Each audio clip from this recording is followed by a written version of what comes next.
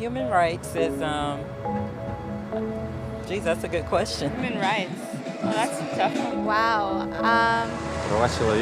I don't even know how to give that a definition. I would probably have to do a little bit of homework or something. Any right that I think just as a normal, human, The rights that humans have. Oh, that's a very large debate. Menneskerettigheder kan betyde mange ting. Tú le puedes preguntar a 20 personas y te van a dar 20 diferentes opiniones. Non saprei, una domanda complicatissima. Guess we just take them for granted that they're there, but we don't even consider what they are.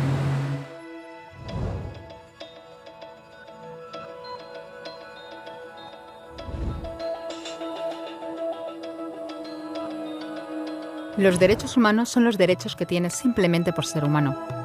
Es la forma en que instintivamente esperas que se te trate y el trato que mereces como persona, como el derecho a vivir en libertad, hablar con franqueza y ser tratado con igualdad.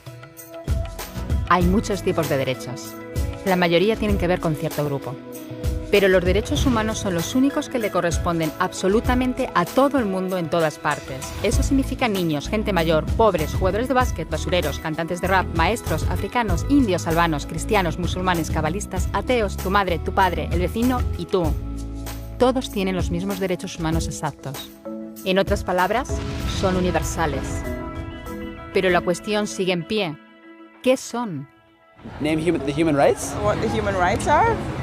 the right to live, equality between all peoples. Right to religion, the right to... Is there supposed to be a list somewhere I should be aware of?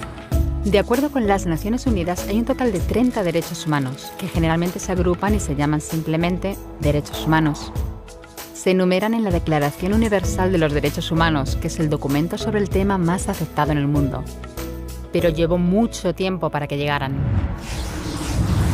Al principio no había derechos humanos. Si estabas con la gente adecuada, estabas a salvo. Si no, no lo estabas. Pero entonces Ciro el Grande decidió cambiar todo eso. Tras conquistar Babilonia, hizo algo completamente revolucionario. Anunció que todos los esclavos podían irse en libertad. También dijo que la gente era libre de elegir su religión, sin importar de qué grupo fueran parte. Documentaron sus palabras en una tablilla de arcilla, conocida como el cilindro de Ciro, y así sin más nacieron los derechos humanos. La idea se extendió rápidamente, hasta Grecia, la India y al final hasta Roma. Se dieron cuenta de que la gente seguía de forma natural ciertas leyes, incluso aunque no se les dijera que las siguieran. Llamaron a esto derecho natural, pero siguió siendo pisoteado por quienes se encontraban en el poder. No fue hasta 1000 años más tarde en Inglaterra donde finalmente hicieron que el rey estuviera de acuerdo en que nadie podía invalidar los derechos de la gente, ni siquiera un rey. Los derechos de la gente fueron finalmente reconocidos y estaban ahora a salvo de los que estaban en el poder. Hasta cierto punto. Todavía hizo falta que un grupo de rebeldes británicos declarara su independencia antes de que el rey entendiera que todos los hombres han sido creados iguales. Es decir, no es que a él le gustara la idea, sino que no pudo pararles, y así nació América. Los franceses siguieron inmediatamente con su propia revolución por sus propios derechos. Su lista era más larga e insistían en que esos derechos no eran solo inventados, eran naturales. El concepto romano de derecho natural se había convertido en derechos naturales. Por desgracia, no todo el mundo estaba tan entusiasmado. En Francia, un general llamado Napoleón decidió derrocar la nueva democracia francesa y se coronó a sí mismo emperador del mundo. Y casi tuvo éxito. Pero los países de Europa unieron fuerzas y lo derrotaron. Y los derechos humanos eran una vez más un tema candente. Se redactaron acuerdos internacionales garantizando ampliamente muchos derechos por toda Europa, pero solo a través de Europa. El resto del mundo de alguna forma todavía no cualificaba. En vez de eso fueron invadidos, conquistados y consumidos por los enormes imperios europeos. Pero entonces un joven abogado de la India decidió que ya había sido bastante.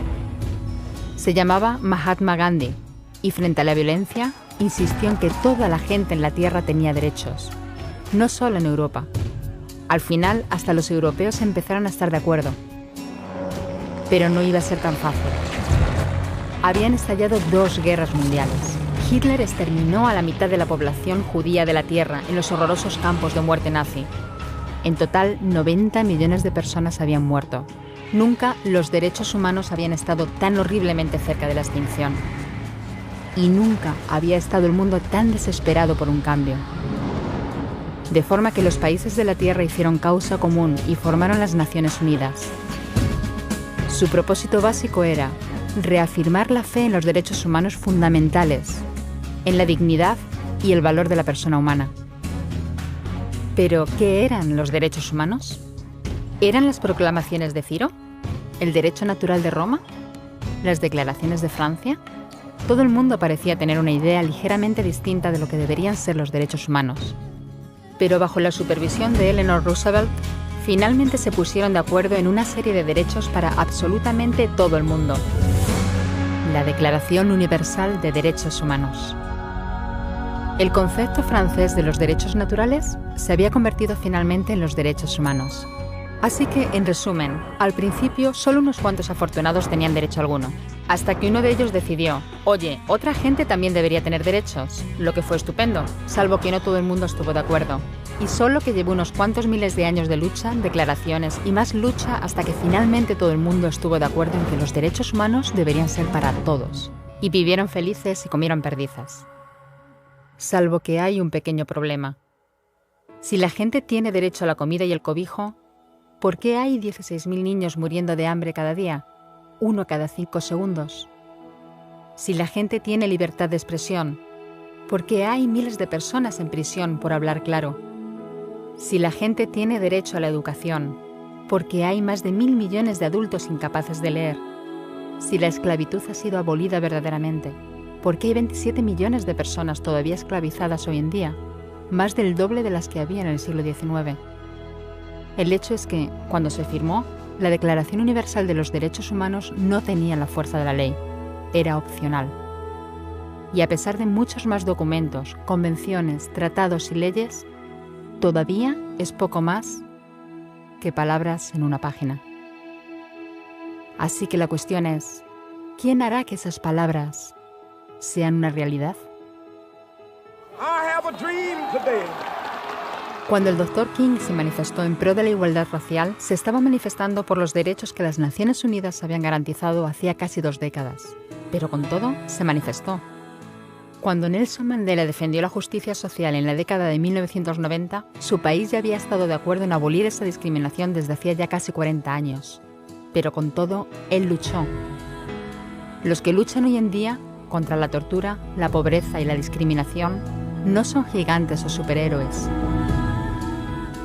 Son gente, niños, madres, padres, maestros, individuos librepensadores que se niegan a quedarse callados, quienes se dan cuenta de que los derechos humanos no son una lección de historia, no son palabras en una página, no son discursos, ni anuncios, ni campañas de relaciones públicas. Son las elecciones que hacemos cada día como seres humanos. Son la responsabilidad que todos compartimos, de respetarnos mutuamente, ayudarnos y proteger a los necesitados. Como Eleanor Roosevelt dijo, ¿dónde empiezan después de todo los derechos humanos universales? En pequeños lugares cerca de casa, tan cerca y tan pequeños que no pueden verse en los mapas del mundo. Aún así, son el mundo de la persona individual, el barrio donde vive, la escuela o la universidad a la que asiste, la fábrica, la granja o la oficina donde trabaja.